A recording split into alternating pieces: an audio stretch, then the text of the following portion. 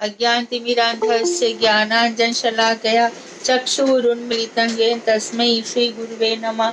नमो महावदन्याय कृष्ण प्रेम प्रदायते कृष्णाय कृष्ण चैतन्य नामने गौरतुषे नमः।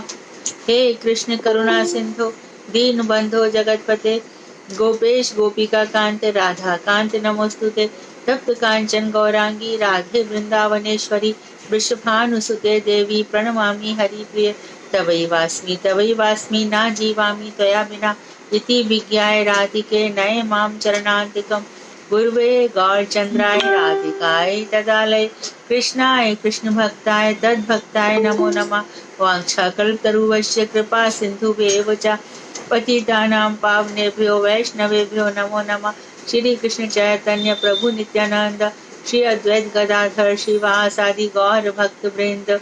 हरे कृष्ण कृष्ण कृष्ण हरे हरे हरे राम राम राम हरे हरे।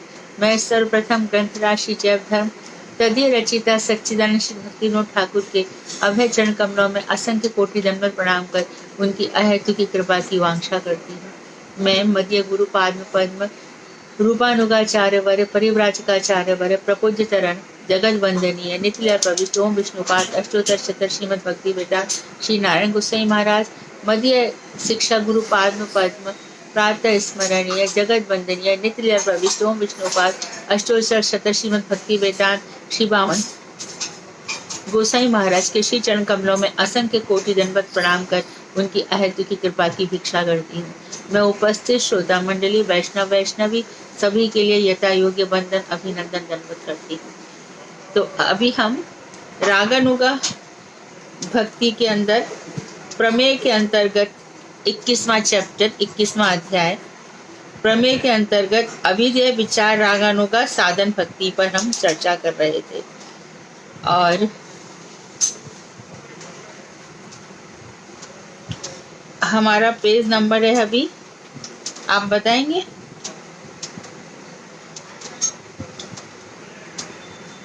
मेरे विचार से 389।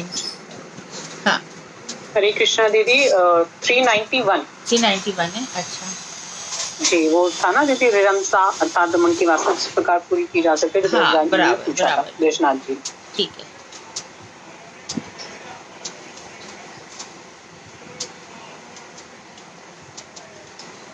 आप रिरंसा वाली बात करिए। रिरंसा अर्थात रमण की वासना। जी जी जी अच्छा, हाँ जी ठीक है। रिरंसा अर्थात रमण की वासना किस प्रकार पूरी की जा सकती है। तो वो कह रहे हैं रमण की वासना भगवान के साथ स्वतंत्र जो रमण की इच्छा है। तो गोपियों के अंदर जो भगवान के प्रति काम है वो भगवान की प्रसन्नता के लिए है। महिषियों का ऐसा नहीं है। महिषियों की जो वासना है रिरंसा रास रमण करने की इच्छा है वो स्वसुख के लिए है। तो जो गोपियां हैं वो तत्त भाव इच्छामयी है, भगवान की इच्छा के लिए है। और इनका जो सुख है वो स्वसुख है। इसको वो अंतर डिफरेंस बता रहे हैं। जिन्हें कृष्ण के प्रति महिषी भाव अच्छा लगता है, रानियों का, रुक्मणी सत्यभामा जाम्बती कालिंदी भद्रा लक्ष्मणा, इन सब का जो है वे धृष्टता छोड़कर गृहिणी की तरह कृष्ण की सेवा करना चाहती हैं। वे ब्रज सुंदरियों की तरह सेवा नहीं करना चाहती।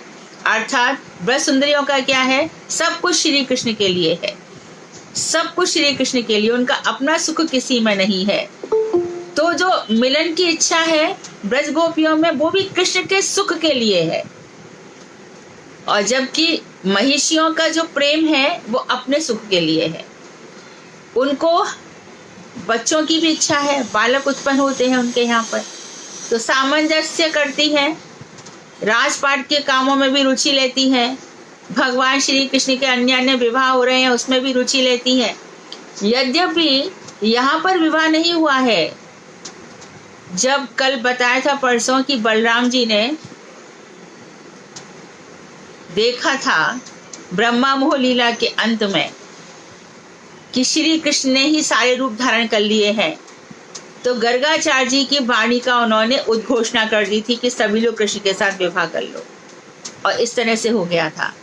यहाँ पर जो कुछ भी है द्वारका में कहीं भी कृष्ण जाते हैं तो जितनों ने भी महिषियां बनकर भगवान की सेवा करनी चाहिए। जैसे कि सत्राजित है, उसने अपनी बेटी स्यमंतक मणि के साथ सत्यभामा को दे दिया।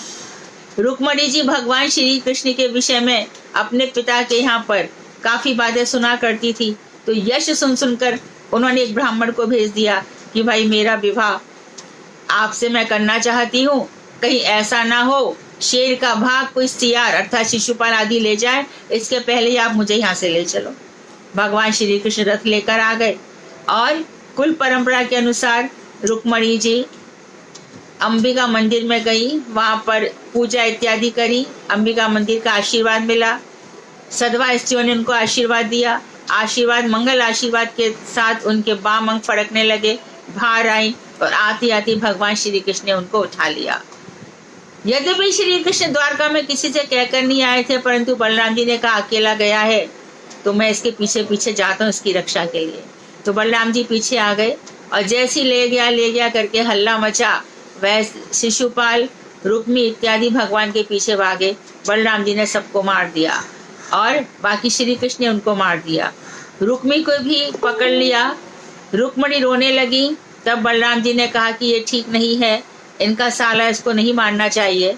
तो बलराम जी ने कृष्ण को रोका और रुक्मणी को भी समझाया कि रुक्मणी ये ठीक नहीं है, और भगवान को भी समझाया। दोनों को समझा बुझा करके फिर भगवान ने से कहा कि देखो इसको मत मारो, इसका भाई है, ये दुखी हो जाएगी। तो उसको उन्होंने विरूप कर दिया, उसके सिर के बाल अजीब तरह से मुड़वा दिए। फिर वो बाहर जाकर के नगर के बाहर भोजकट नामक नगर बनाकर रहने लग गया। सत्यभामा का भी विवाह ऐसे ही हो गया था। सत्राजित इसने भगवान पर झूठा कलंक लगाया और कलंक को बचाने के लिए इसने अपनी बेटी भगवान को दे दी। जाम्बती नंदन साम की मैया जाम्बवती, तो वो भी मणि चोरी लीला है। मणि को लेते हुए प्रसेन जब चला गया सत्राजित का छोटा भाई, तो भगवान भी अंदर घुसे गुफा में और उन्होंने देखा कि वो तो मर गया है, और लेकिन मणि ले जा करके जो प्रसेनजित मणि ले गया था उससे ले जा करके जाम्बवती के जो जामबान है उसके घर में बच्चे खेल रहे हैं। वहाँ धाय माँ थी, भगवान पहुँचे। धाय माँ ने बहुत दिनों बाद ऋक्ष जाति के थे मनुष्य देखा तो घबराने लगी, तो जामबान आवाज सुनकर आ गए। दोनों में युद्ध हुआ 28 दिनों तक। जामबान की बहुत इच्छा थी कि वो रावण को मारे, लेकिन भगवान श्री राम के आगे उन्होंने अपना बल दिखाना ठीक नहीं समझा। लेकिन उस समय वो हनुमान से भी अधिक बलवान माने जाते थे, तो उनकी बहुत दिनों से इच्छा थी कि किसी भी तरह से मेरा भी भगवान के साथ युद्ध हो, मुझे वीरता का प्रदर्शन करने का मौका मिले। तो 28 दिनों तक जब युद्ध में ना वो हारे, भगवान तो खेल खिला ही रहे थे। अंत में जामबान पहचान गए कि आप और कोई नहीं है, आप मेरे प्रभु श्री राम हैं। तो इस समय उन्होंने अपनी बेटी, इनकी बेटियां कई युग बीत जाते हैं, कभी वृद्धा नहीं होती, ये लोग भी नहीं होते, इनके ऊपर काल का प्रभाव नहीं पड़ता, तो जाम्बवती को दे दिया। इधर भगवान जब अर्जुन के साथ वन विहार कर रहे थे तब उन्होंने कालिंदी को तपस्या करते देखा, तो कालिंदी के पास अर्जुन को भेजा। उन्होंने आप क्या कौन है, क्या तपस्या कर रही है? कि मैं सूर्य की पुत्री हूँ, मैं भगवान श्री कृष्ण से विवाह करना चाहती हूँ। तो भगवान कालिंदी को ले आए।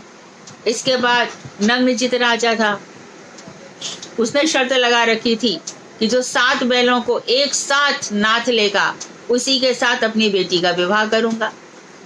तो 7 बैलों को, जो कि बहुत ही दुर्दमनीय थे, उनको दमन करना बहुत मुश्किल था, भगवान ने उन सबको भी एक साथ नाथ दिया और इस तरह से नग्नजित की बेटी नागदिति को भगवान ले आए। भद्रा, लक्ष्मणा, ये सब इनके यहाँ पर स्वयंवर हुआ था और भगवान ने स्वयंवर में से इन लोगों को उठा लाया। तो इस तरह से 7-8 महारानियां हैं, महिषियां हैं, महारानियां हैं। और जो भौमासुर राजा था उसने 16,100 रानियों को पकड़ के कैद कर रखा था, भगवान ने उनको छुड़वाया। ये सब रानियां भगवान श्री कृष्ण से विवाह करना चाहती थी, सबकी सब द्वारका भेज दिया गया, स्नान करवाया गया, नहला धुला के स्वच्छ किया गया, अलंकार पहनाए गए। और 16,108 द्वारका के महल बने और हर महल में अलग अलग रानी रहती थी। भगवान के पुत्रों की और प्रपत्रों की पौत्रों की कोई संख्या का अंत नहीं था। जिस समय यदुवंश का संहार हुआ 56 करोड़ यदुवंशी एक साथ मारे गए, पूरी धरती पट गई थी। तो इस तरह से भगवान की जो गृहस्थ लीला है नारद जी ने देखी। नारद जी देख के आश्चर्यचकित हो गए कि श्रीमद् भागवत दशम स्कंद अंतिम अध्याय से हम 64 या 65वां अध्याय है, नहीं 84वां 85वां अध्याय, नारद जी वहां पे दर्शन कर रहे हैं। दर्शन करके देख रहे हैं कि एक को भगवान अपने बच्चों को पढ़ा रहे हैं, एक महल में बच्चों को स्नान करा रहे हैं, एक महल में लड़की के लिए लड़का ढूंढ रहे हैं, एक महल में बहू घर में ला रहे हैं, एक महल में शादी की तैयारियां चल रही हैं। तो इस तरह से उन्होंने देखा अलग अलग महल में अलग अलग कार्य भगवान कर रहे हैं। ऐसा नहीं था कि एक ही साथ भगवान हंस रहे हैं, एक ही साथ हर महल में भगवान ने अलग अलग रूप धारण किए और अपनी महिषियों के साथ रास विलास किया। द्वारका में बहुत दिनों तक भगवान नहीं रहते थे, वो पग पग पर अपनी बुआ क्या कुंती बुआ क्या चले जाते थे, पांडवों की रक्षा करते थे। रास यज्ञ भी उधर संपन्न कराना था युधिष्ठिर का, और उधर महाभारत युद्ध भी भगवान को कराना था। यद्यपि भगवान शांति दूत बनकर गए और दुर्योधन से कहा कि युद्ध मत कर, उन्होंने कहा कि आप कैसी बात करते हो। बोले अच्छा एक काम कर 5 गांव तो दे दे, इतने में तो तेरा कुछ नहीं जाएगा। बोले 5 गांव क्या, मैं सुई की नोक के बराबर भी जमीन नहीं दूंगा। तो इधर द्वारका की लीलाएं चल रही थी और उधर इंद्रप्रस्थ की लीलाएं चल रही थी। इस तरह से भगवान ने, और इधर बीच में भगवान दंत वक्र को मारते हुए यहाँ पर आ गए, ब्रज में आ गए। दंत वक्र को जहाँ पर मारा उस स्थान को दतिया कहा जाता है। और ब्रज में आ गए तो जितने ब्रजवासी थे वो गोकुल में यमुना नदी पार नहीं की थी, इधर ही बैठे थे। भगवान ने कहा कि अब समापन का समय आ रहा है, तो सारे ब्रजवासी नंद बाबा यशोदा को 2 महीने वहां पर रहे और आकाश मार्ग से यानी उस धाम पर छोड़ करके अचानक देखा कि भगवान आकाश मार्ग से चले आ रहे हैं। भगवान फिर से द्वारका पहुंचे और वहां पर जब सब समाप्त हो गया, होने ही वाला था, तो उन्होंने अर्जुन से कहा कि जा इन गोपियों को तू जो महिषियां उनको ले जा। महिषियों में भी देखा अर्जुन उनकी रक्षा नहीं कर पाए, भील जाति के लोग आए महिषियों का हरण कर लाए, परंतु हमारे व्याख्याकार कह रहे हैं वो कोई और नहीं थे, भगवान श्री कृष्ण ही थे। उन्होंने बताया अर्जुन को मेरे अलावा इस संसार में कोई किसी का रक्षक नहीं है। इस तरह से भगवान ने बहुत सारी लीलाएं की। तो जो महिषियों की लीलाएं है वो समंजसा रति है, गृहस्थ लीला है, वो समर्था रति नहीं है।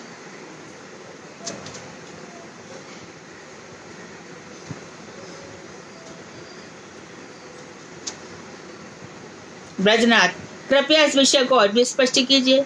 तो बाबा जी बोले कृष्ण को अपना पति मानकर जो सेवा साधना होती है वो महिषी भाव है। कृष्ण मेरे पति हैं।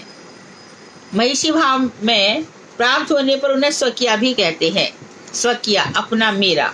साधन काल में जिन्हें स्वकीय अर्थात महिषी भाव रहता है, ब्रज देवियों के परकीय भाव का उनको अनुभव नहीं होता।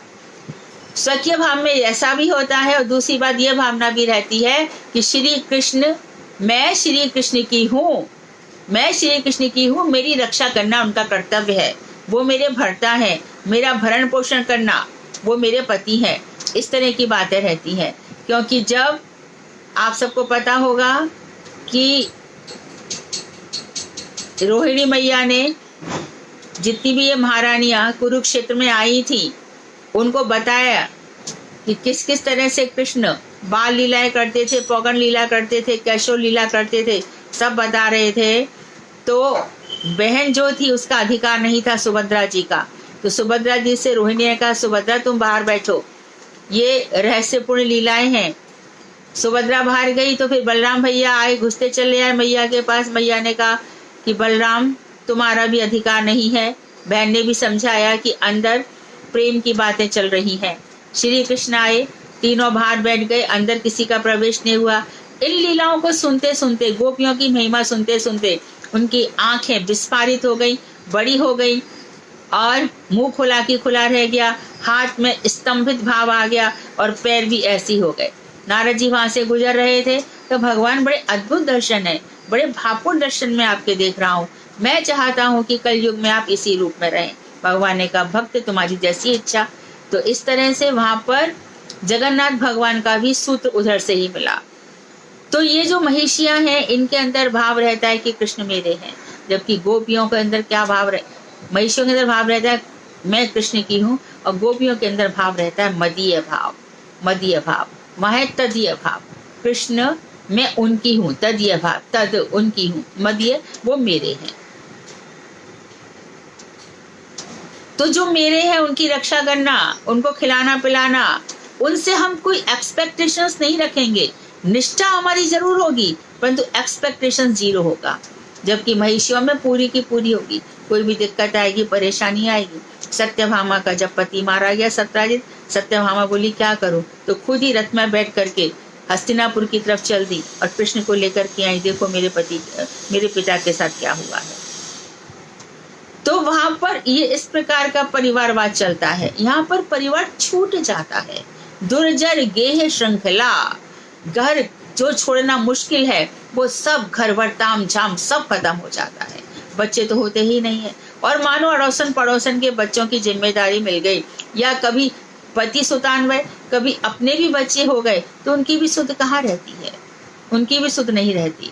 तो भगवान के लिए ही पागलपन रहता है, उन्मादिता रह जाती है। नित्य निरंतर उन्हीं के विषय में वार्तालाप रहता है, वहां दूसरा कुछ भी नहीं होता। यहाँ भगवान ने किसी भी प्रकार की कोई ग्रस्त लीला नहीं की, बल्कि तो वनमाली लीला की है। भगवान वनचारी रहे हैं। यहाँ पर अधिकांश रूप से वो वृंदावन बिहारी रहे हैं।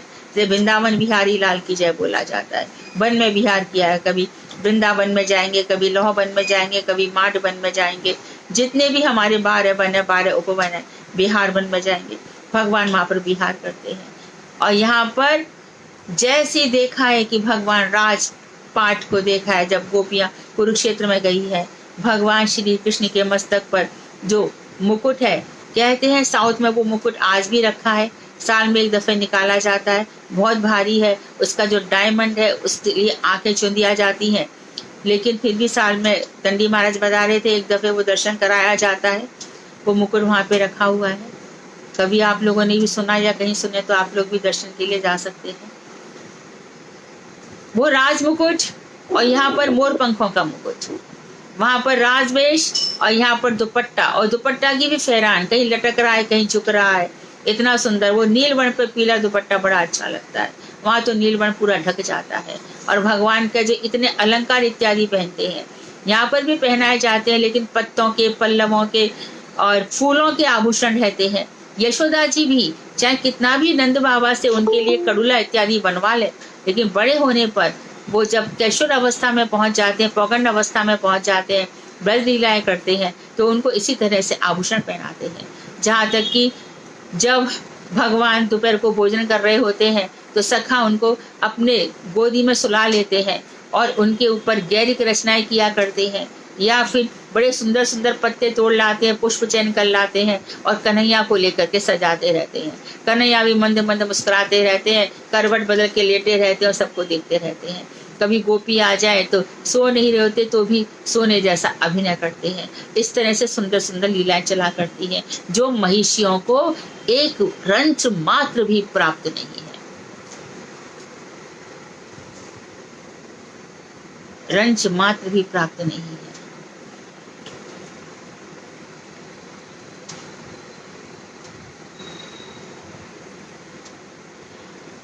साधन काल में स्वकिया अर्थात महिषी भाव रहता है।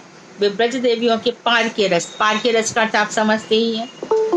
अपना पति होने पर भी दूसरे से प्रेम करना जगत में ये निंदनीय है, परंतु कृष्ण के लिए ये परम स्तवनीय प्रशंसनीय है। इसी प्रेम भाव के लिए बड़े बड़े उद्धव जी, ब्रह्मा जी सब तपस्या कर रहे हैं, ये गोपी भाव हमें मिल जाए। इसके लिए खुद स्वयं गायत्री देवी, गायत्री कहती है कि मेरा ब्रह्मा जी से विवाह हो गया। चतुर्मुख है, कहीं भी मैं देखती नहीं हूँ माधुर्य का, कहीं भी रंच मात्र भी नहीं देखती। मेरा तो मन कृष्ण में ही लगता है। वो वंशी बिहारी इतने सुंदर हैं। तो गायत्री उपासना भी तभी श्रेष्ठ होगी जब उसमें पर किया रस होगा, नहीं तो गायत्री मंत्र जप का फल भी नहीं होगा। गायत्री मंत्र का जप का फल भी नहीं होगा, गायत्री उपासना तभी श्रेष्ठ होगी जबकि इसमें पद का रस होगा। गायत्री गायनात त्रायते थी, गायत्री जो गायन से हमारी रक्षा करती है। तो गायत्री मंत्र पर क्या रस में तभी सिद्ध होगा। तो अपने अपने पति को छोड़ करके जिसने, तो शास्त्र में वर्णन आता है, गोपियों ने, भागवत में भी वर्णन आता है, ना तो वैदिक पथ का पालन किया, उल्लंघन कर दिया, वैदिक मर्यादा का उल्लंघन कर दिया। वेदों में कहा गया है अपना पति परमेश्वर होता है, लेकिन भगवान को जब परमेश्वरी साक्षात रूप से मिल गए तब प्राकृत पति का कोई क्या करेगा। इस प्रकार से रहा। और भगवान यदि संसार में, जैसा कि मैंने बता ही दिया था, संसार में कोई अपने पति को छोड़ करके दूसरे पति से भोग वासना का संबंध रखेगी, परलोक में लोहे का पुरुष बनाकर ऐसी स्त्रियों को और ऐसे पुरुषों को जलाया जाता है। बिल्कुल भी इसकी सराहना नहीं है, निंदनीय माना गया है। लेकिन अपराकृत जगत में ये परम रूप से स्तवनीय है। जैसा कि हमने कहा, बड़े बड़े लोग, सुखदेव गोस्वामी, उद्धव जी, सनक सनंदन, राधे जय जय माधव दैते, सनक सनंदन की रचना है।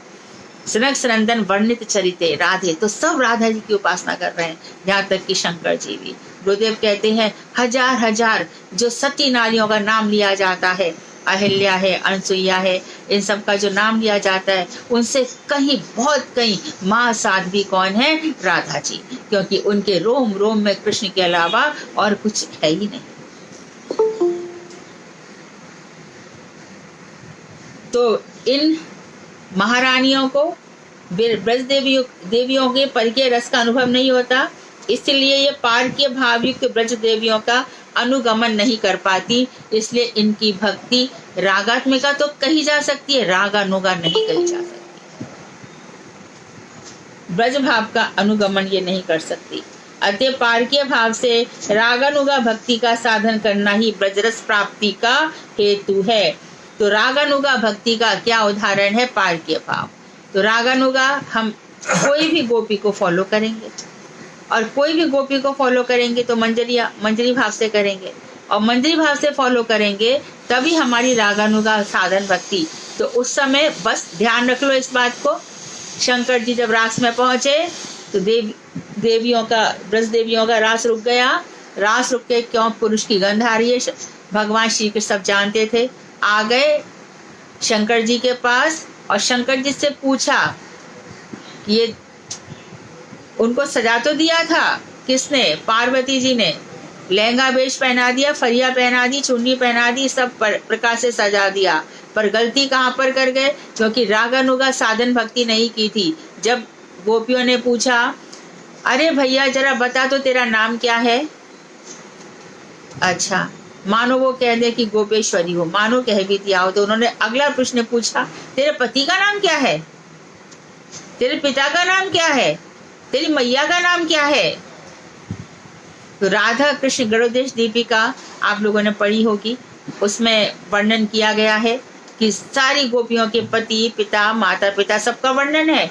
अरे तो ब्रज में कहाँ से आ गई? तेरे को अपना कुछ पता ही नहीं है। और कहने को तो ये भी है कि जो गोपेश्वर महादेव का मंदिर है वंशी भट्ट के पास, कि रागानुगा साधन भक्ति के लिए गोपेश्वर महादेव से हमें प्रार्थना करनी चाहिए, उनका आशीर्वाद मिल जाता है और हो जाता है। लेकिन खुद वो वहां पर बाहरी प्रवेश कर गए, अंदर प्रवेश नहीं कर पाए, परंतु भगवान श्री कृष्ण ने उनको अधिकार दे रखा है कि उनके पास जो इस बात की प्रार्थना करेगा उसको वो सफलता मिल सकती है। तो मैंने मेरे विचार से पाठ के भाव स्पष्ट कर दिया है। ब्रजनाथ, आपकी कृपा से मैं यहाँ तक तो समझ गया। अब कृपया यह बतलाइए कि काम और प्रेम में क्या अंतर है? What is the difference between love and sex? सीधा प्रश्न पूछा गया है। यदि इनमें कोई भेद नहीं है तो काम रूपा के बदले प्रेम रूपा कह दो ना, क्यों काम रूपा कह रहे हो? प्रेम अच्छा शब्द है, वही बोलो। तो यह क्या काम नहीं चलेगा? काम शब्द सुनने से कुछ अच्छा नहीं लगता, कड़वा लगता है। तो बाबा जी बोले, काम और प्रेम में थोड़ा भेद है। प्रेम कहने से उसका संबंध रूपा रागमयी भक्ति से कोई अंतर नहीं रह जाता। तो संबंध रूपा और प्रेम एक ही हो गया, काम रूपा थोड़ी उससे बेटर है। तो दो भेद हुए, काम रूपा, संबंध रूपा। तो संबंध रूपा और प्रेम, इसीलिए जितने भी हम ये मंत्र जपते हैं सुबह, हमारे आनिक मंत्र, ये इनको संबंध प्रेम कहते हैं। संबंध और प्रेम दोनों शब्द आते हैं। जितने भी आचार्यों से पूछा गया कि ये सब कि मंत्र क्यों जपते हैं, इनका क्या है, कि भगवान से संबंध जुड़ता है, भगवान से प्रेम जुड़ता है। तो उसका संबंध रूपा राग में भक्ति से अंतर नहीं रह जाता, दोनों एक हो जाते हैं। संबंध रूपा भक्ति में काम अर्थात संभोग की इच्छा नहीं होती। संबंध रूपा भक्ति के लिए तात्पर्यमयी भी नहीं होती। के लिए तात्पर्य यहाँ पे रति क्रीड़ाएं होती है। तो भगवान का जो गोपियों के साथ नक्षत है, दंत क्षत है, जो हजारों प्रकार के आलिंगन चुंबन है, वो सब संबंध में नहीं होते, ये केली है। तो ये केली है, कैसी है? इसी प्रकार से अप्राकृत काम, अप्राकृत मदन, जहाँ पर संसारी काम है वो एकदम धराशायी हो जाता है, उसकी सोच भी नहीं आती। ये रूप गोस्वामी, सनातन गोस्वामी, नारायण गोसाई महाराज का इष्ट है, जो सब कुछ छोड़ छाड़ करके यहाँ पर आ गए। भगवान श्री कृष्ण भी इसी प्रकार से गीत गोविंद, पंच बाण चांडाल बाण से प्राण न जाए मेरे, निज अपराधी को अब रद से छेदो तुम ही सवेरे, और बांध लो बाहुलता के बंधन में अति मुझको, पीड़ा हरो मेरी हंस बोलो, बंदी मुक्ति न तुझको, तन भी मौन हो मार रही क्यों, पंचम स्वर में बोलो, तरल दीठ से देख हृदय के सारे बंधन खोलो, विमुख भाव है सुमुखी तुम्हारा, अद्भुत आज बड़ा है, स्वयं स्निग्ध अतिशय तब प्रिय ये मुग्धे सजल खड़ा है। पंच बाण चांडाल बाण से भगवान श्री कृष्ण कह रहे, राधे ये जो काम के 5 बाण हैं, ये बड़े चंडालात्मक बाण हैं, मेरे इससे प्राण न चले जाएं। ये जो तुम्हारा अपराधी हूं मैं, जो तुम मुझसे कहती हो कि जाओ दूसरी गोपियों के पास जाओ, अब निज अपराधी को अब रद से छेदो तुम ही। ये देखो मैं सुबह उठकर आया हूं, अब तुम ही इसका छेदन कर लो, मुझे अपनी बाहुलता के बंधन में बांध लो, मुझे अपने हृदय से लगा लो और मुझसे कह लो कि आज मैंने तुम्हारा ऐसा बंधन किया है श्याम सुंदर, अब तुम मेरे बंधन से कभी नहीं जा सकते। अरे तुम बोलती क्यों नहीं हो कुछ भी? क्यों इस तरह से मुझे चुप रह कर मेरे हृदय को इतनी पीड़ा दे रही हो? पंचम स्वर में कुछ तो बोलो, मेरे प्रति प्रेम पूरी दृष्टि से क्यों नहीं देखती हो? मेरे हृदय के सारे बंधन खोल दो। राधे क्यों मुख मोड़ के खड़ी हो? हे सुमुखी, बड़ा अद्भुत तुम्हारा यह भाव है, तुम मुझसे जो परांगमुख होकर खड़ी हो वो भी मुझे बहुत अच्छा लगता है। देखो तो तुम पीछे मुड़ के तो देखो, देखो मेरी आंखों के आंसू तो देखो, तुम्हारे बिना मेरे प्राण ही निकले जा रहे राधे। तो ये इस तरह का तो क्या भगवान सांसारिक काम को अपने सिर माथे पे बिठाएंगे? खूब जाको भगवान ने संतुष्ट किया, क्या भगवान को कोई जीत पाएगा इन सब चीज से? तो ये कितना अप्राकृत प्रेम है, जहां पर वंदना की जा रही है भगवान के दशावतार की, और जहां का मंगल गीत भी क्या है, गीत गोविंद का मंगल गीत, चित कमला कुछ मंडल धृत कुंडल ए, कलित ललित बनमाल, कलित ललित बनमाल, जय जय देव हरे। तो उसमें दशावतार गाए गए, जय जय देव हरे। तो जहां भगवान श्री कृष्ण की शक्तियों का परिचय दिया गया, और वहां पर श्री राधे जी की विरह वेदना किस तरह से व्यक्त हुई है, कितना विरह है। क्या यह विरह काम के लिए है? उत्कट प्रेम, जहां जब मिलते हैं तो लगता है बिछुड़ गए, और जब बिछुड़ गए तो लगता है मिल गए। एक एक पल जहाँ पे जब श्री कृष्ण चंद्रावली के यहाँ पे चले जाते हैं तो जानती हैं गोपियां राधे रह नहीं पाएंगी, तो वहां जाकर कहते हैं कि कृष्ण जल्दी चलो। बोले क्या हो गया? ब्रज में विरह असुर आ गया है। विरह असुर, राधा जी को विरह, जो बहुत सारी लीलाएं हैं बरसाने के गंभीरा में, गहवर वन में, मान लीला, मानगढ़, दानगढ़, विलासगढ़, कितने प्रकार के गढ़ हैं। और भगवान बरसाने में कभी भी श्याम सुंदर रूप में जाते ही नहीं है। कभी विरह ताप को मिटाने के लिए वो सपेरा बन के जाते हैं और कभी मालिनिया।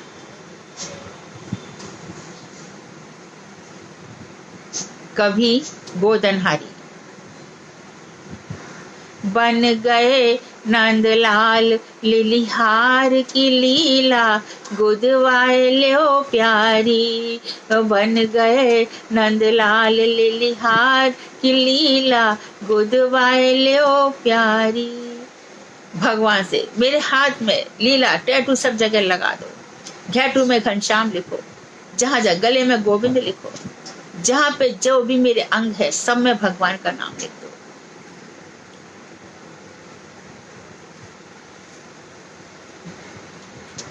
भगवान कभी मालिनिया बन के जाते हैं, कभी चूड़ी बेचने वाली बन के जाते हैं। ब्रज चूड़ी बेचने आया, मनिहारी का बेस बनाया, श्याम चूड़ी बेचने आया। चूड़ी लाल नहीं पहनूं, चूड़ी हरी नहीं पहनूं, मुझे श्याम रंग मन भाया, श्याम चूड़ी बेचने आया। राधा जी का मान है परम सुंदरी, तप्त कांचन गौरांगी। राधे जब विराजती है, उनका सौंदर्य, उनकी देह यष्टि, उनका जो फिगर है, उसको देखते ही सब मोहित से रह जाते हैं, पटक पटक जाते हैं, सिर सिर पटक लेते हैं। नारद जी की पहुंच नहीं, शंकर जी की पहुंच नहीं, ब्रह्मा जी की पहुंच नहीं, ऐसे श्री राधा जी के आगे बार बार झुक जाते हैं। वहां पर काम कैसे हो सकता है? यहाँ पर सब कुछ मिट जाएगा, मैं और मेरा खत्म हो जाएगा। शरीर तो रहेगा, शरीर की रक्षा भी रहेगी, परंतु यह शरीर भगवान की भक्ति के लिए है, इस भाव से रखा जाएगा।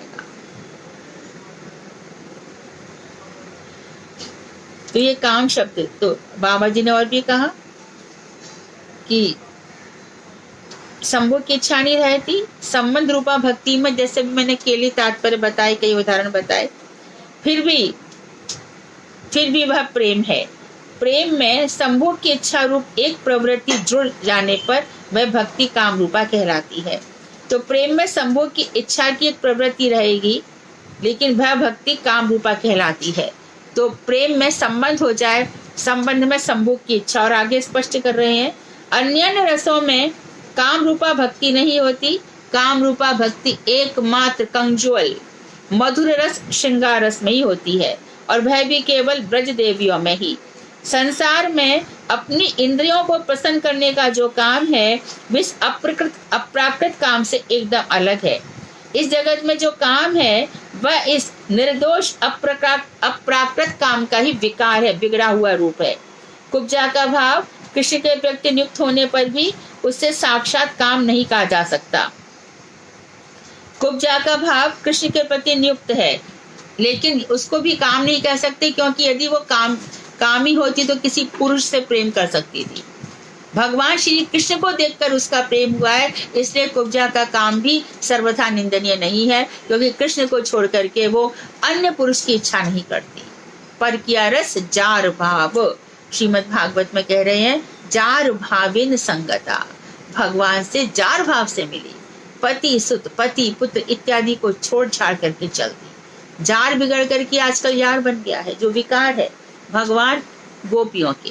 तो अब गोपियां भिलनियों की प्रशंसा करती है, पुलिन कन्याओं की प्रशंसा करती है, बादलों की प्रशंसा करती है, पेड़ों की प्रशंसा करती है, डालियों की प्रशंसा करती है, यमुना की नदियों की लहरों की प्रशंसा करती है, क्योंकि ये सब उन्मुक्त भाव से बिना किसी बंधन के हिरण्यों की प्रशंसा करती है, भगवान श्री कृष्ण का दर्शन कर पाती हैं। और गोपियां कहती हमको तो कितने बंधन है, ऊपर विमान में देवियां आती हैं, जो देवतागण हैं वो विमान चला रहे होते हैं और देवियां उनके पीछे पीछे बैठी रहती हैं, तो पीछे से वो झांक झांक के सब देख लेती है। हम क्या करें, हमारे लिए तो इतना बंधन है, वार्यमाणा पति भी, पति हमारे लिए कितना रोकते हैं, सास का बंधन, नंद का बंधन। तो ये जो मिलन की उत्कट अभिलाषा है मात्र श्री कृष्ण के प्रति, और श्री कृष्ण भी राम रूप में कोई प्रेम स्वीकार नहीं करते। जब भगवान चित्रकूट से गए हैं सीता जी के साथ, और वन में भी किष्किंधा वन, कहाँ कहाँ पे उनको जो भी नारियां मिली है, ये अयोध्या से भगवान यहाँ जनकपुरी से अयोध्या आए हैं, वहां पे भी कितनी ही नारियों ने भगवान श्री राम का सौंदर्य देखकर उनसे विवाह करने की इच्छा करी। और तब तुलसीदास जी लिख रहे हैं कि इन सब नारियों ने क्या किया, आंख के दरवाजे पर श्री राम को अपने हृदय में ले आई और हृदय में रख करके हमेशा के लिए कपाट बंद कर लिए कि अब बस यहाँ पर राम का ही स्थान है, दूसरा कोई स्थान नहीं।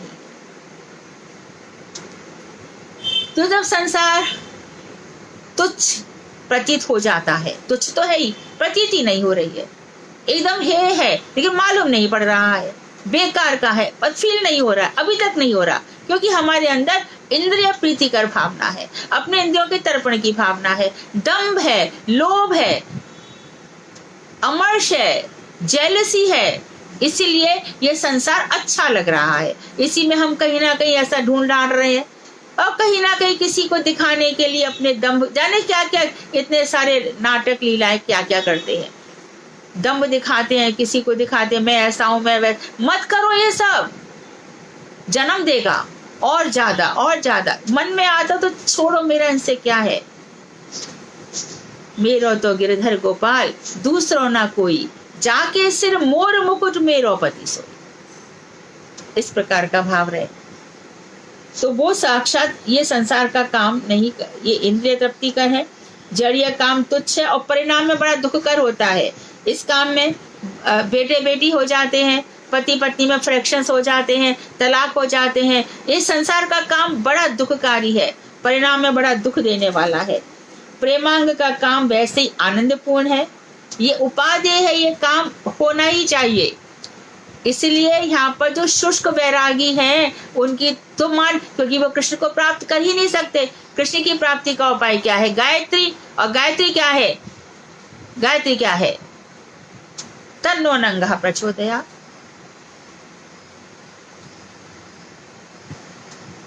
कामदेव मेरे हृदय में जागृत हो, और जो काम शांत कर चुका है वहां कृष्ण की प्राप्ति नहीं है।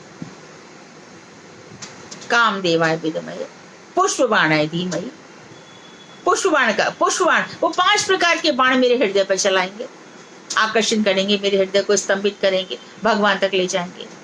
तो जो वैरागी है, विरक्त है, उनके ऊपर यह मंत्र लागू ही नहीं होता। और इस मंत्र के बिना गोपाल अपनी उपनिषद कहता है कि कृष्ण प्राप्त नहीं होते।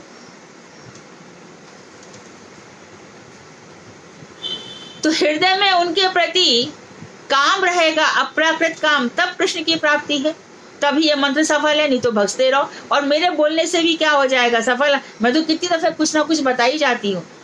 कितने लोग समझ सकते? नहीं समझ सकते।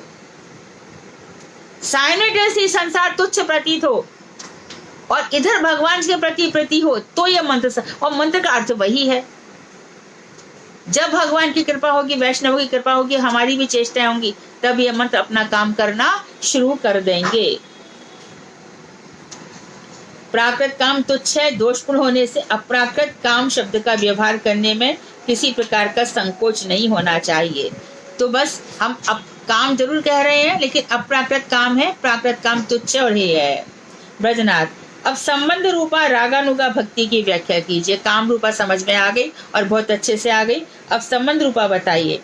तो उन्होंने कहा अपने में कृष्ण के माता पिता आदि संबंधों का आरोप करने का नाम संबंधानुगा भक्ति है। मैं कृष्ण की माँ हूँ, पिता हूँ, तो उनके जो माता पिता हैं उनका अनुसरण करना। वात्सल्य, इसमें दास सख्य और वात्सल्य, इन तीनों रसों की क्रियाएं हो सकती हैं। दास सख्य वात्सल्य मधुर रस इसमें संबंध में नहीं रहेगा। मैं सेवक हूँ, कृष्ण प्रभु है, दास रस हो गया। मैं कृष्ण का सखा हूँ, मैं कृष्ण का पिता हूँ, माता हूँ, ये सब संबंध है। संबंध अनुगा भक्ति ब्रजवासियों में ही अतिशय निर्मल रूप से होती है। ये भी ब्रजजन अनुरागी लोगों में ही होती है। ब्रजनाथ दास सख्य और वात्सल्य में रागानुगा भक्ति का कैसे अनुशीलन होता है, वो कैसे हो सकता है? काम तो खूब समझ में आ गया। अब इसकी व्याख्या कर रहे हैं कि जिनकी दास रस में रुचि होती है वे रक्तक पत्रक जो भगवान के सेवक हैं आदि नित्य सिद्ध दासों के अनुगत होकर उनके मधुर भावों व्यवहारों का अनुकरण करते हुए कृष्ण की सेवा करते हैं। और जैसे कि मैंने बताया ना, मैया कहती है जा तू उसको बुला ला, सुनार को बुला ला। कभी कृष्ण कन्हैया के जो लकड़ी के खिलौने हैं वो अब छोटे पड़ते हैं, फिरकनी इत्यादि, तब मैया बढ़ई को बुलवाती है। अभी उनका पलंग छोटा हो गया, बड़ा करना है, तो फिर मैया बढ़ई को बुलवाती है। तो इस तरह से रक्तक पत्र पूरे टाइम सेवा में लगे रहते, इनको समय नहीं मिलता।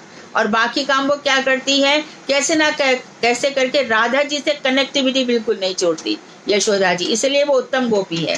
राधा जी के यहाँ ये बकस रखिया, जा जटिला को लड्डू दिया, वो लड्डू खाने में लीन होगी, गिनने में लीन होगी, और उधर राधा जी कृष्ण के पास कुछ वो राधा जी के पास भेज देंगी, कुछ ना कुछ गिफ्ट वहां पे जाते रहते हैं। कभी कभी तो पूरा की पूरा बकस भी चला जाता है, उसमें कृष्ण बैठ के चले जाते हैं। ऐसे बहुत सारी लीलाओं में रक्तक पत्रक का योगदान है। कृष्ण के साथ जो भी रिलेशन में है उसके अंदर मधुर रस तो आ ही जाएगा। कभी कभी राधा जी का जो सुखदेव है भगवान के पास आ जाएगा, तो रक्तक पत्रक को आदेश दे सकती हैं कि जा वहां से ये उठा ला, पीढ़ी उठा ला, पौड़ी उठा ला, यहाँ बिछा दे, यहाँ बैठा दे, आंगन पहुंच दे, इस प्रकार से। तो जिनकी सख्य रस में रुचि होती है वे कृष्ण के नित्य सखा सुबल आदि में से किसी एक सखा के भावों और चेष्टाओं का अनुकरण करते हुए कृष्ण की सेवा करते हैं। और जिनके वास्त्र रस के प्रति रुचि होती है वे नंद या यशोमती के भावनाओं और चेष्टाओं का अवलंबन कर कृष्ण की सेवा करते हैं। ब्रजनाथ भाव और चेष्टाओं का अनुकरण क्या होता है ये भी बता दीजिए। तो उन्होंने कहा कि कृष्ण के प्रति जिनका जो सिद्ध भाव है, ये नित्य सिद्ध भाव है, ये भगवान ने खुद ही प्रकट करे हैं, ये कहीं साधन करके नहीं आए हैं, ये नित्य सिद्ध भाव है। इसी के अनुसार विशेष विशेष भावों और चेष्टाओं का उदय होता है। इन भावों और चेष्टाओं के साथ ही कुछ बाह्य क्रियाएं दिखाई देती हैं।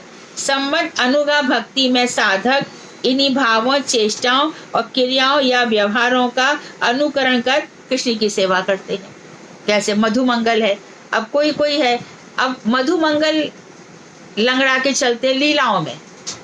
मधुमंगल औरों से बड़े हैं, सांदीपनी मुनि का बेटा है मधुमंगल, और पौर्णमासी के साथ कृष्ण जन्म से पहले ही आ गए हैं। तो जब भी रासलीला दिखाई जाएगी, कृष्ण लीला दिखाई जाती है, तो उसमें मधुमंगल को दिखाया जाता है। और मधुमंगल क्योंकि ब्राह्मण का बेटा है, तो ललिता विशाखा कहती कि तू लड्डू खा, लड्डू खिला देती है, और बाद में फिर कृष्ण की जो हालत खराब होती है तो मधुमंगल बचाते हैं। लीलाओं में जो निवृत्त निकुंज की लीलाएं हैं उसमें मधुमंगल का प्रवेश है। मधुमंगल कक्कची बंदरिया और जो कुरंग हिरण है, इन सब की रक्षा भी करते हैं, हाथ में लाठी रहती है। कभी कभी सखियां जब मधुमंगल ज्यादा होशियारी दिखाते हैं तो गुलचा मार मार के उनको लाल करके उनको बांध बूंद के रख देती हैं। तब वो कहती है कि कृष्ण मैं तुम्हारा साथ कभी नहीं दूंगा, तुम्हारे कारण मेरी इतनी धुनाई होती है। तो किसी किसी को मधुमंगल के भाव अच्छे लग जाते हैं। जो लोग कृष्ण लीला देखते होंगे वो देखते होंगे कि किस तरह से जो लीला करवाने वाले हैं और जो लीला करने वाले हैं, उनका जो पात्र का अभिनय करने वाले हैं, वो अपने मन से और भी ना जाने कैसी कैसी लीलाओं को प्रकट कर देते हैं। उदाहरण के लिए नंद महाराज का कृष्ण के प्रति पिता का भाव है। अब पितृ भाव से उनकी कृष्ण के प्रति जो सब चेष्टाएं होती हैं उनका अनुकरण करना चाहिए, परंतु स्मरण रहे कि मैं नंद हूँ, मैं यशोमती हूँ, मैं सुबल हूँ, मैं रक्तक हूँ, ऐसी भावना या चिंता ना करे। मैं उनको फॉलो करता हूँ, इसमें दोष नहीं है, मैं ही नंद हूँ वो दोष है।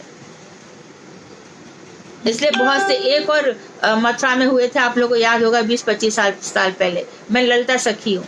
अरे तू ललिता सखी को फॉलो कर, कोई बात नहीं, तू ललिता सखी कैसे हो जाएगी, तेरे इतने दाढ़ी मूछे कहाँ से तू आ गया, पता नहीं किधर से आ गया। ऐसे नहीं होता है, फॉलो करना है, हम वही हैं, ऐसे नहीं है। गुरु जी इन बातों पे बहुत बल देते थे। तो महाजनों के अनुगत होकर उनके भावों का अनुकरण करें, नहीं तो अपराध हो जाएगा। हमें कौन सी रागानुगा भक्ति में अधिकार है? बाबा, अपने स्वभाव के ऊपर विचार करो और उसके अनुसार देखो कि तुम्हारा क्या अधिकार है। अपने स्वभाव को एनालिसिस करो। स्वभाव के अनुसार जैसी रुचि हो उसी के अनुसार रस स्वीकार करो। यानी संबंधानुगा करना है तो संबंधानुगा करो, और काम रूपा करना है तो काम रूपा करो। उस रस का अवलंबन कर उस रस के किसी एक जो नित्य सिद्ध अधिकारी है उसका अनुगमन करो, जो भी पसंद है। यदि काम रूपा पसंद है तो ललिता जी, विशाखा जी, तुंग विद्या और इधर रंग देवी, सुदेवी, इनमें से जो अष्ट सखियां हैं, इंदु लेखा, इनमें से किसी का, और यदि इस तरह से तो उनको फॉलो करो। किसी जो नित्य सिद्ध हैं, इनमें केवल अपनी रुचि की परीक्षा करना आवश्यक है। यदि तुम्हारी रुचि राग मार्ग में हो तो अपनी रुचि के अनुसार कार्य करो। जब तक राग मार्ग में रुचि नहीं हो जाती तब तक केवल विधि मार्ग में निष्ठा रखो। तो उसके पहले जब तक ये नहीं लग रहा है तब तक विधि मार्ग सहित सुबह शाम भगवान की आरती वंदना ये सब करते रहो। अधिकार नहीं हो, अधिकार से पहले ये सब मत करना, ये उन्होंने साफ स्पष्ट कहा है। विजय कुमार, प्रभु मैं बहुत दिनों से श्रीमद् भागवत का पाठ करता हूँ। जहाँ कहीं भी होता हूँ श्री कृष्ण की लीला कथाओं को सुनता हूँ। जब कभी भी कृष्ण लीला का, मैंने सबसे कहा श्रीमद् भागवत पढ़ना शुरू कर दो। जीवन ऐसी चला जाएगा, समय कम है, बहुत सारे काम करने पड़ते हैं। श्रीमद् भागवत पढ़ना शुरू कर दो, अनुवाद वाली जो पुस्तक है। जहाँ कहीं भी होता है श्री कृष्ण की लीला कथाओं का श्रवण करता हूँ। जब कभी कृष्ण लीला का अनुशीलन करता हूँ मेरे हृदय में ऐसा भाव होता है कि मैं बस यही होता है ललिता जी की तरह युगल सेवा करूं। जैसे तो पालदासी कर ललिता सखी, तो गौरी गीति कुछ में भी ललिता सखी के अंदर, क्योंकि ललिता जी कैसी है, श्री राधा जी के मनोगत भावों को जानने वाली है। राधा जी के हृदय में जितने भी भाव हैं ललिता जी उनका जिस तरह से पोषण करती हैं कोई और कर नहीं सकता। ललिता जी गान विद्या में भी बड़ी निपुण है। यद्यपि हमारी राधा जी भी गांधर्विका है, अर्थात गायन में निपुण है, पर जब कॉम्पिटिशन होता है कृष्ण और ललिता जी में, तो ललिता जी जो पंचम स्वर में गाती है तो कृष्ण देखते ही रह जाते हैं। बड़ा सुंदर गीत प्रस्तुत करती है ललिता जी। जब श्री कृष्ण के पास जाती हैं, गीत गोविंद पहला गीत पहली लाइन, तो वो जाकर के कृष्ण को दूती बन करके क्या कह रही है। यद्यपि गीत गोविंद में वर्णन है कि सखी जाती है, पर ललिता जी क्या अनुगत्य में, ललित लवांग लता परिचोम्बित कोमल मलय समीर मधुकर निकर कलित कोकिल से पूजित कुंज कुटीर लहर उठता रमणी का चीर नाचते हैं हरि सरस अधीर। लवंग लता के समान ललित, बहुत ही सुंदर, कोमल मलय समीत उसका चुंबन कर रही है। कोमल मलय समीत भ्रमर मंडरा रहे हैं, और उन भ्रमर की आवाज से, कोयलों की कुहू कुहू से कुंज कुटीर कूज रहा है। ऐसे श्रृंगारिक वातावरण का ये वर्णन करती है।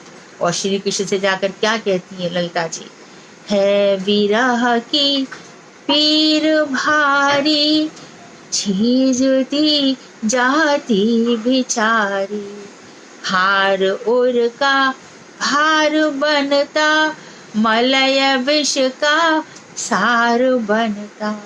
छीज रही है विरह में दिन पे दिन, छीजती जाती बिचारी। हार जो गले में एक मोगरा की पतली सी माला पहनी है वो भी वजन सहन नहीं हो रहा। ऐसा लगता है कि उसको क्या लगता है, चंदन लगाया है लेकिन उसको विष की तरह क्यों हो रहा है, आपकी विरह वेदना से। तो ये जो विरह वेदना थी यही हमारे परम पूज्य नारायण गोस्वामी महाराज का यही इष्ट था, यही विरह में वो डूबे रहते थे। अरे महाराज जी को देखा, महाराज जी का पूरा दुपट्टा लाल आंखों से ऐसा था, कभी कभी किसी किसी को दर्शन दे दिया। कहते हैं कि जो महाप्रभु कीर्तन नृत्य गीत वादित्र मादन मनसो रसेन रोमांच अश्रु जो रोमांच है, अश्रु है, तरंग हुआ जो, हाँ, जो आंसुओं की तरंग है, उनसे जो सुशोभित है, ऐसे किसी व्यक्ति के मुख से कथा सुन ली या ऐसे किसी व्यक्ति के मुख से का दर्शन कर लिया, तो समझो जीवन में इष्ट लाभ बड़ी जल्दी प्राप्त होगा।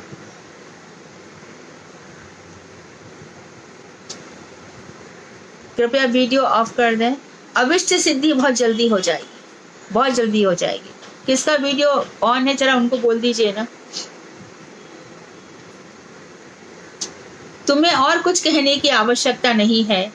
तुम ललिता जी के अनुगत कोई मंजरी हो, तुम्हें कौन सी सेवा अच्छी लगती है? तो कहा, मैं चाहता हूं कि ललिता देवी मुझे पुष्प की मालाएं गूंथने की आज्ञा दें। कहां पर आती है वाली बात? गांथिया माल्या रत्नेर ऊपर गाथिया माले तीर महा, हाँ, गाथिया माला तीर माला दिवो तोर गले, दियो तुएर गले। राधा कृष्ण प्राण मोर जुगल किशोर, जीवने मरणे गति आर नाही मोर। तो चंदनेर वेदी पे दोनों बैठेंगे और मालती माला की जो गंध है और गंध को उनको स्पर्श कराएंगे।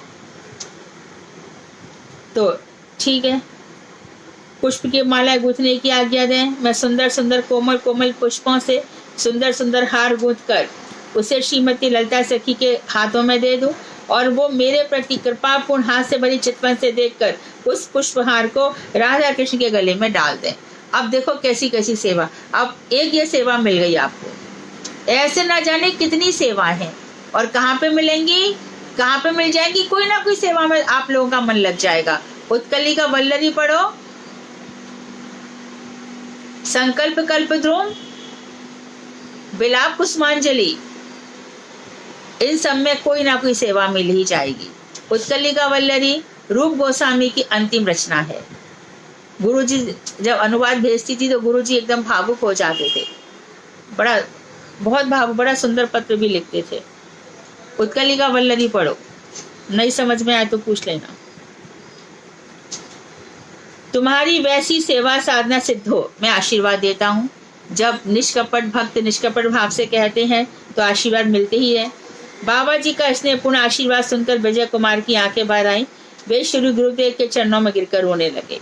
उनका वैसा भाव देखकर बाबा जी बोले, बाबा तुम निरंतर उसी भाव से रागानुगा भक्ति का साधन करो और बाहर से वैदिक भक्ति के साधन अंगों का नियमित रूप से आचरण करते रहो। तो क्या बताए, बाहर से वैदिक भक्ति छोड़नी नहीं है। कोई सुबह अपना उठना है, आनी करना है, यानी हम तो अवधूत हो गए, हमें क्या, हम तो अंदर से वहीं पर रहते हैं, ऐसा मना किया गया है। तो हमारे आचार्यों ने भी क्या किया, बाहर से वैसी रहे और अंदर से वैसे। तो विजय कुमार की संपत्ति देखकर ब्रजनाथ हाथ जोड़कर नम्रता पूर्वक बोले, प्रभु मैं जब कभी श्री कृष्ण लीला का अनुशीलन करता हूँ तो सुबल के अनुगत रहकर कृष्ण की सेवा करने को मेरा जी चाहता है। तो विजय कुमार की संपत्ति कौन सी हो गई, श्रृंगार रस की, और ब्रजनाथ की कैसी हो गई, सुबल सखा के अनुगत।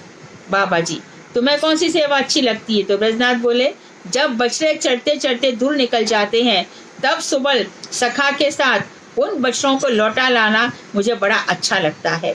कृष्ण एक जगह बैठकर बंशी बजाते रहें और मैं सुबल की आज्ञा से बछड़ों को जल पिलाकर भैया कृष्ण के निकट ला दूं, यह मेरी इच्छा है। वाह जय हो। कृष्ण बंसी बजाते रहें, सुबल मुझे आज्ञा देते रहें कि जा सब गैयाओं को ले आ, और बंशी बजा के भगवान गैयाओं का नाम लेते हैं।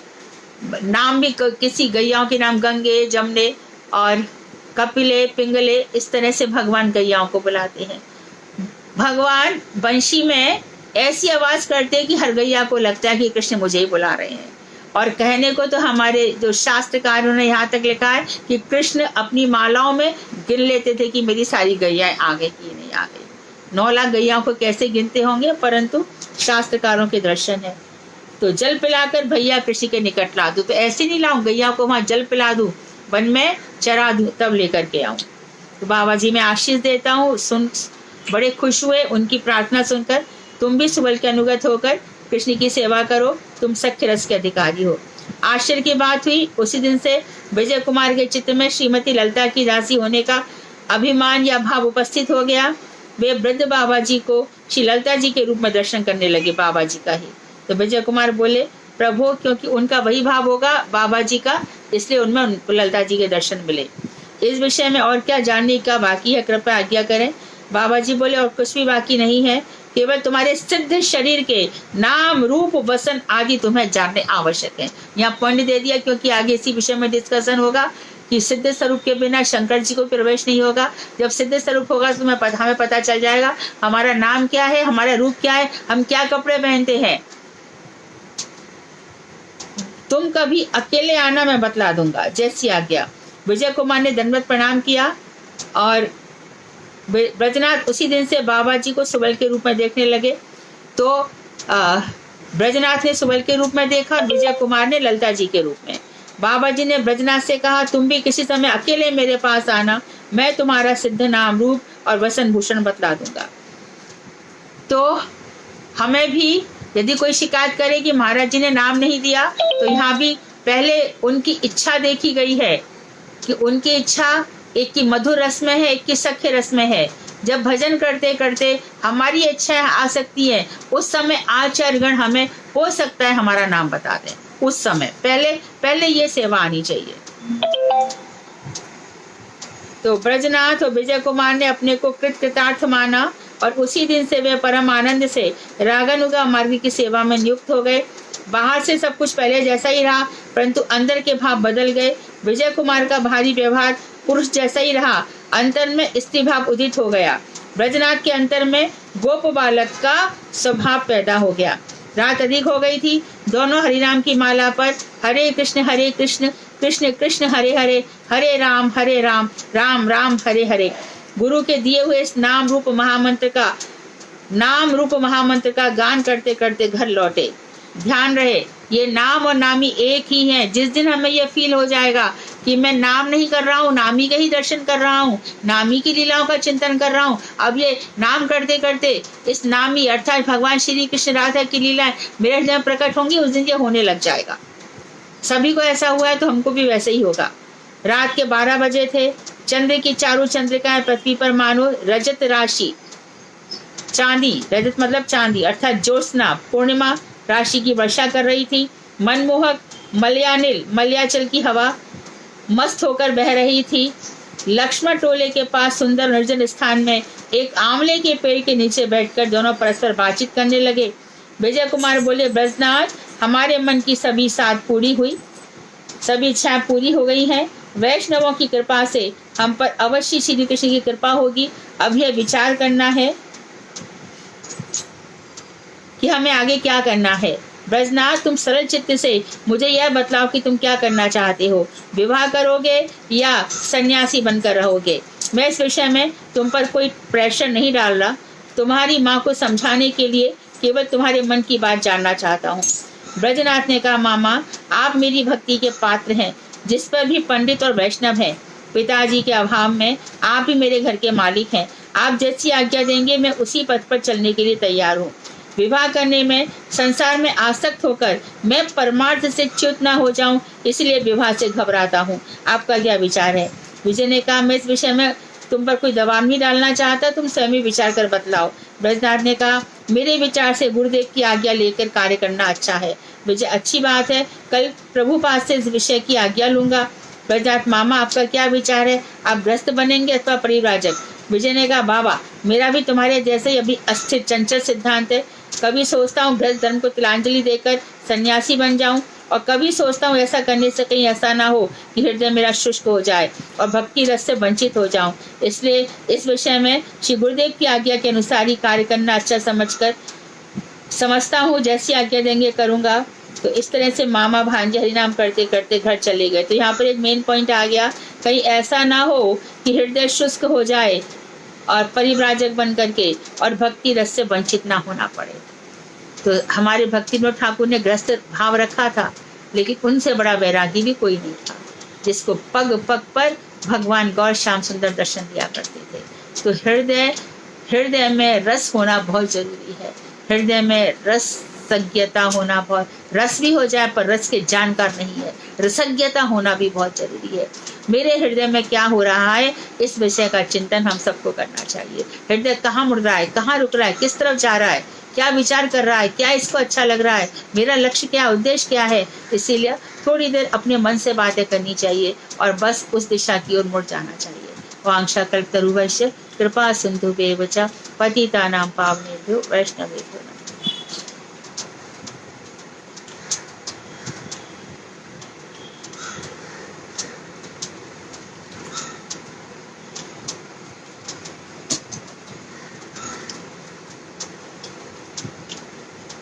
हरे कृष्णा। कल 22वां अध्याय शुरू हो जाएगा, प्रयोजन तत्व।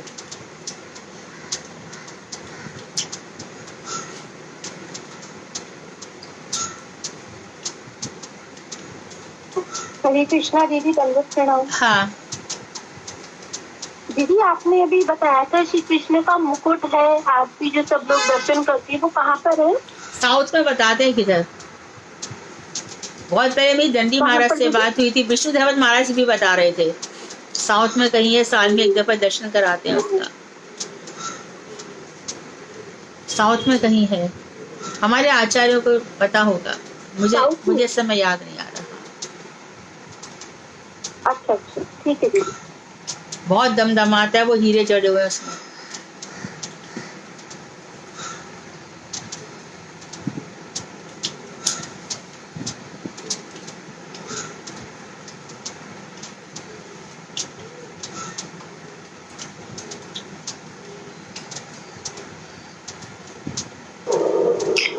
दीदी महिषी भाव अच्छा लगता है, महिषी क्या होता है?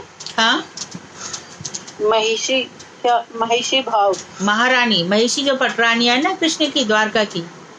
हाँ जी, ठीक है। आज का लेक्चर 2-3 दफे सुनना पड़ेगा, नहीं समझ में आएगा। हाँ बिल्कुल सही बात है। हाँ, 2-3 बार आज या सुन लेना, आज या सुन लेना, नहीं तो समझ में नहीं आएगा। हाँ, ये बोला, मैं भी यही सोच रही थी। हाँ, इसको कि सबका सार है, और ये जीवन का भजन का यही है। भजन कैसे करना है वो इसमें ही है सब। अभिधेय तत्व समझना। तो मुझे, हाँ जी। हरे कृष्णा दीदी। हाँ दीदी, थोड़ा सा ये बता दो, मुझे समझ में नहीं आया जो आपने बताया, इस निर्दोष आप प्राकृतिक काम का ही विकार है। हाँ, ये जगत का काम है ना, ये उसका बिगड़ा हुआ रूप है। हम ये वाला काम है वो प्राकृतिक अप्राकृत जगत में नहीं चलता। ये जो संसार के काम है वो तो गलत है, मतलब इसको गलत ही मानते हैं। स्त्री पुरुष से जो हमारे संबंधित काम है, मतलब जो भगवान, हाँ, वो नित्य जगत का काम और स्त्री पुरुष का काम एक नहीं है। इसीलिए इस जगह इसको विकार बताया गया। हाँ हाँ, ये अच्छा, ठीक दीदी। हरे कृष्ण।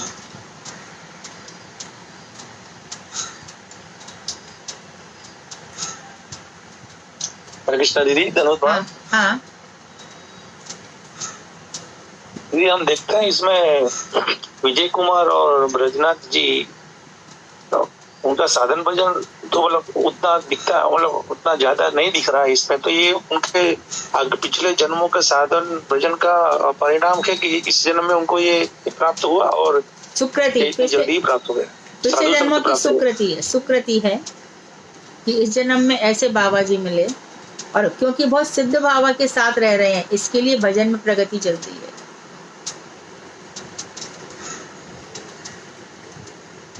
हाँ, तो इसमें साधु संगी मेन जो बिल्कुल बिल्कुल बिल्कुल। ये साधु अगर ये भाव में नहीं होंगे तो फिर वो मिलेगा नहीं, हाँ, ऐसा तो रहेगा। रस वही उसमें बार बार कह रहे हैं, नित्य सिद्ध संत होना चाहिए, रसिद्ध होना चाहिए, रस सिद्ध संत होना चाहिए, बार बार यही बात कह रहे हैं। इन सब ये जो जैव धर्म में भक्तिवंत ठाकुर की कृपा नहीं तो ये सब चर्चा करता भी कौन है, और आ भी जाएगा तो पलट देंगे पेज कि ये तुम्हारे काम का नहीं है, आगे चलो। कौन इन चीजों को डिस्कस करता है, आप बोलो? डिस्कस भी नहीं करते, खोलते भी नहीं है, कुछ भी नहीं करते हैं, आगे बढ़ जाते हैं सब। वो तो हमारे हाँ गुरुदेव थे, करते हैं अपने आप को अपने में रखते हैं। हाँ बस गुरुदेव ने इसका खुल के वर्णन किया, इसके लिए हमको भी लगता है कि क्या है जो बात लिखी गई है, और उसी से सच्ची बात पूछो तो तभी तो संसार के काम से नफरत होगी, नहीं तो आकर्षण बढ़ गया तो कैसे होगा?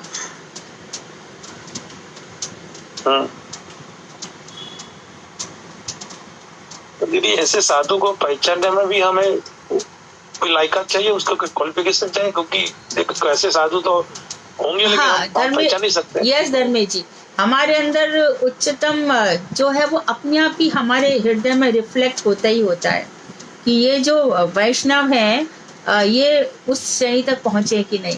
उनकी जो बात करने के ढंग है, उनकी जो आंखें हैं और उनका जो प्रेजेंटेशन है, उसी से उनकी जो चाल ढाल है उससे पता चल जाता है किस कोटि के वैष्णव है।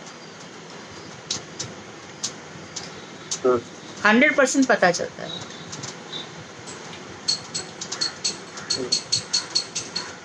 I don't know, maybe I am wrong. तो कभी ऐसा कोई प्रश्न उठा है कि गुरुदेव के बाद कौन, ऐसा कोई प्रश्न उठा है कभी? गुरुदेव के पास प्रश्न कई दफे उठाया था दिल्ली के भक्तों ने, और ये बातें इशू भी बनती हैं और ये सब भी होता है, लेकिन अभी तो सभी लोग जानते हैं कि महाराज जी आपके बाद कौन? गुरुदेव बाद बोले मेरे बाद मेरी पुस्तकें।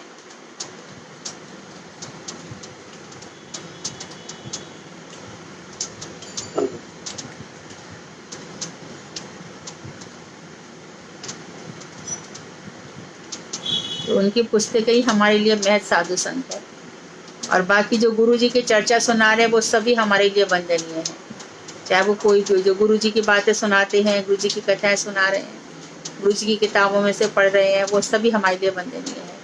परंतु गुरु जी जैसा वर्तमान काल में अभी कुछ थोड़े समय में कोई प्रकट हो जाए तो बात अलग है, फिलहाल तो नहीं दिखाई देता। अच्छा, क्योंकि जैसे व्रजनाथ और विजय कुमार को जो पर्सनल गाइडेंस मिल रहा है रघुनाथ बाबा जी से, वो ऐसा भी तो होना चाहिए ना? हाँ, तो ऐसा मिला ही होगा गुरु जी के साथ, ऐसा थोड़ी है कि नहीं मिला। नहीं, अभी के समय में तो मुश्किल है, लेकिन फिर भी समय पे कोई भी योग्य अपनी समय पे कोई अपना प्रकाश हो सकता है, ऐसा कुछ भी नहीं है। किसके अंदर क्या योग्यता है आने वाले समय में प्रकाशित हो भी सकती है, और प्रेजेंट टाइम की जहाँ तक बात है, हो सकता है 2-4 साल बाद प्रकाशित हो जाए।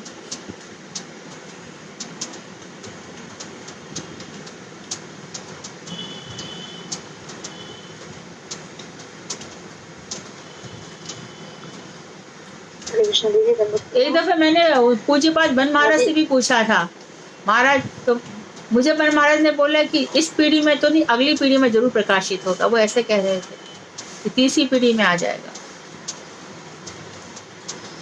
जाए उन्होंने बोला तो हो ही जाएगा। हाँ, तो पूज्यपाद बन महाराज तो ऐसा कह रहे थे।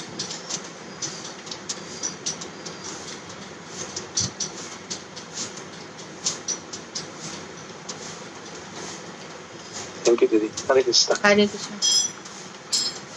हरे कृष्णा दीदी, दंडवत प्रणाम। हाँ दीदी, आप जो बता रहे थे कि परीक्षा भाव में जो हमारे गुरुवर्ग है उन्होंने अपना मंजरी भाव प्रकट किया, जैसा हमारे परम गुरुदेव ने अपना रमण मंजरी भाव प्रकट हाँ, किया है, हाँ, तो उन्हीं के हमें अंडर में भजन करना चाहिए। हाँ बिल्कुल। तो उन्हीं की उन्हें लेके हाँ, गुरुदेव तो रूप मंजरी के अनुगत्य में रहते थे। सब लीलाओं को अपने मतलब माइंड में इकट्ठी करके। हाँ, चिंतन, वो चिंतन अपने आप ही प्रकाशित होती चली जाती है। भजन बढ़ता गया, फिर लीलाओं का काम है प्रकाशित होना, फिर वो रुकती थोड़ी है।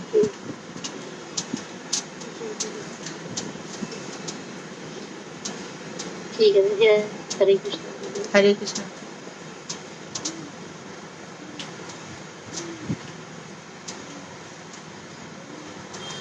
ठीक है, तो कल प्रयोजन तत्व विचार बहुत इंपॉर्टेंट चैप्टर होगा।